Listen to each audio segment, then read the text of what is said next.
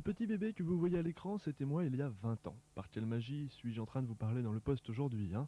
Eh bien, il s'agit là de la grande magie de l'audiovisuel qui me fascine depuis mon plus jeune âge, et c'est grâce à cette magie de la vidéo que vous allez comprendre d'où je viens et où je vais. Du jour où je naquis, ma maman me prénomma Baptiste, mon papa me déclara Cadieu. C'est là toute mon identité, je n'invente rien.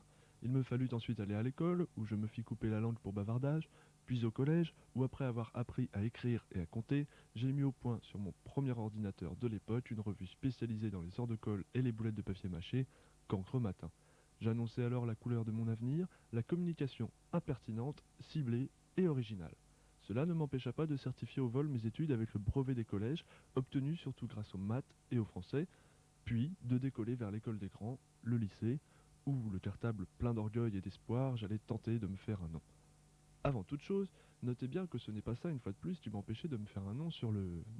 Ah bah, mais sur... Ah où il est encore? Sur le baccalauréat QV 1992, et avec la mention, s'il vous plaît. C'est là que se finit l'acte 1 de mes études, clap de fin, mes amis, pour partager ma joie, m'offrent une cabine téléphonique. Quant à l'inspecteur, lui, il m'offre un permis de conduire. Il fait toujours chaud sur LW Radio. Il fait toujours chaud sur LW Radio. Entre 17h et 18h30, vous retrouvez Baptiste. On se retrouve dans une poignée de secondes pour la suite de la X-Band. Amis du soir, bonsoir, vous n'êtes pas ici pour écouter de la musique, mais avant tout pour vous éclater sur LW Radio. Vous ne m'avez jamais entendu sur l'AFM? LW Radio Pirate fut l'occasion pour moi de développer mes talents de DJ bidouilleur jusqu'à ce que l'émetteur se transforme subitement en carbone suite à un terrible court-circuit. Ce fut alors l'occasion pour moi de travailler sur d'autres FM, moins pirates cette fois-ci, et de recycler le matériel radio en matériel sono. LWR est mort, vive LWR! Des mariages aux soirées étudiantes, le concept d'une animation sur mesure se vend bien, et c'est l'apothéose. Je crée moi-même, grâce à un vieil ordinateur, un service Minitel, qui permettait à tout le monde, et en temps réel, de savoir où les fêtes se faisaient au Havre. Un challenge de communication en plus. Ma première aventure cinématographique remonte à août 1991. Une boîte parisienne m'engage en équipe de production sur le tournage d'un court-métrage. Ça y est, j'étais amoureux.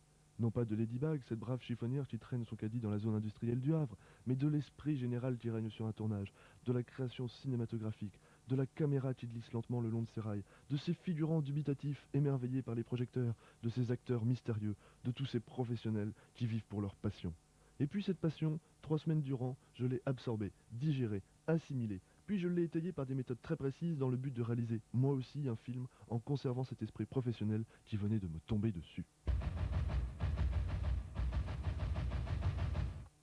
Les méthodes, je les ai. Le matériel, pas besoin d'aller bien loin pour en trouver, puisqu'il m'a suffi d'inaugurer la nouvelle salle vidéo de mon lycée. Bon, les acteurs se pressent au portillon pour tourner dans un court-métrage de 8 minutes, donc pas de problème. Mais le matériel, sera-t-il à la hauteur? Réaliser une fiction en SVHS pose parfois certains problèmes techniques insurmontables lorsque l'on a envers lui des exigences presque si aiguës que ses élèves envers leur cuisinière qui va leur servir un couscous hallucinogène après que Willy, le héros, ait contaminé les cuisines. Encore une histoire de drogué, me direz-vous. Mais l'éducation ne procure-t-elle pas parfois des hallucinations? Une chose est sûre, l'équipe de tournage était bien réelle, et même la presse est venue témoigner. Quels étaient les points positifs de cette expérience? Un travail réalisé uniquement par des jeunes, dans des locaux que nous avons nous-mêmes réaménagés, et toujours avec du matériel de récupération. Avec peu, on peut beaucoup.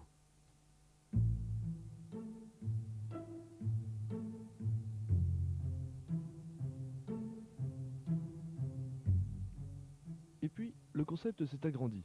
Puisque l'on dispose d'une salle de diffusion, pourquoi ne pas réaliser une émission de télévision? Aquarium, au début, était surtout basé sur un principe simple. 5 minutes hebdomadaires pour montrer les ficelles des tournages en cours. Puis, l'image s'est personnalisée, devenue plus violente, plus intrigante. La caméra est alors partie à la recherche de points de vue exceptionnels, esthétiques. Si la télévision peut informer et distraire, le but était de montrer qu'elle pouvait être belle d'elle-même. Prise au jeu, Aquarium devint alors l'émission du lycée où tout le monde pouvait s'y retrouver. Les interviews se multiplient, tout le monde veut participer. Ma vocation s'en trouve alors élargie. Il ne suffit plus de raconter, il faut aussi savoir amuser. Tous les défis sont bons, y compris celui de présenter un journal télévisé. Alors, les nouvelles sont bonnes aujourd'hui? Bah oui, pas trop mauvaises, mais dans un lycée, la censure est dure. Plein de projets n'aboutiront pas. Je quitte le lycée et je décide de m'immiscer dans le reportage privé.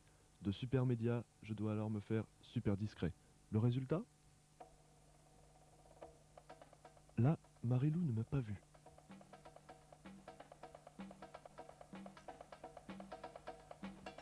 Eux non plus d'ailleurs.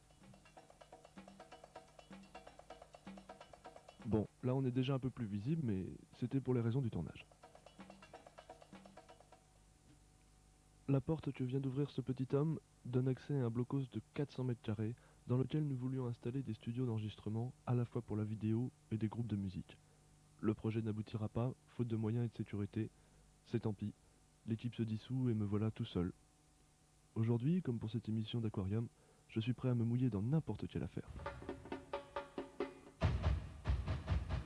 Me voici arrivé à un stade particulier, celui de l'indécision. Que vais-je devenir? Comme l'inspiration me manquait au Havre, je décidai de me dégourdir les jambes en Europe. Mon premier objectif était d'aller à Tselamzé, offrir au petit bébé d'une amie une peluche. Avec seulement 1000 francs en poche, j'allais parcourir 3000 km en autostop en seulement 10 jours.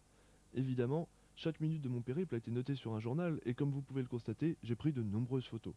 J'ai même travaillé un soir dans un bar en Autriche comme serveur. Et oui, je parle allemand et anglais. Pratique, non? La récompense d'un voyage comme celui-ci, c'est qu'en Autriche, ils ont des maisons qui rivalisent avec nos Center Parks. Malheureusement, le virus du voyage s'attrape vite et déjà je pense à d'autres destinations. Les routiers sont si sympas. On apprend énormément sur tous les pays traversés. Et puis on fait parfois des rencontres insolites, comme ici avec cette bande de joyeux travelers rencontrés sur le chemin de l'Espagne et qui m'ont remonté jusqu'à Londres. Faut-il être fou pour suivre ainsi des gens inconnus aux quatre coins du continent? La réponse ne m'appartient pas. Je pense seulement que pour apprendre comment vivent les gens, il faut aller à leur rencontre avec spontanéité et simplicité. Toujours est-il que l'une des villes qui me marqua le plus fut Barcelone. J'ai rencontré là-bas des gens exceptionnels, dont l'équipe du SAT, un café-théâtre et avec qui j'ai passé des moments terribles. Et au Havre alors? Qu'est-ce que j'ai fait? Eh bien au Havre, j'ai tenté de réunir des astronautes dans la station orbitale. Qu'est-ce que la station orbitale? Un endroit insolite dont le décor est essentiellement tubulaire et cathodique. Le but? Allier technique et délire vidéo. Avec une tête, on peut tout créer et notre but, c'était de le montrer. Cette fois-ci, tout le monde s'est associé dans la liberté la plus totale à la création de ce qui ne fut pour moi qu'un rêve, puisqu'une fois encore, faute de moyens, la station orbitale a fermé ses portes. Alors, pour me consoler, je me suis mis à étudier, à lire tout ce que je trouvais sur la photo et le cinéma, histoire de ne pas perdre la main. Et mon premier film cinéma a vu le jour à Évreux. Paris-Brest, un court-métrage qui raconte l'histoire de deux autostoppeurs. Le fait d'avoir assuré sa conception de A jusqu'à Z me valut une interview sur France 3. Aujourd'hui, j'ai créé un roman qui se nomme Suicide virtuel. C'est l'histoire d'un jeune garçon qui cherche à vivre. La création est-elle une mission impossible?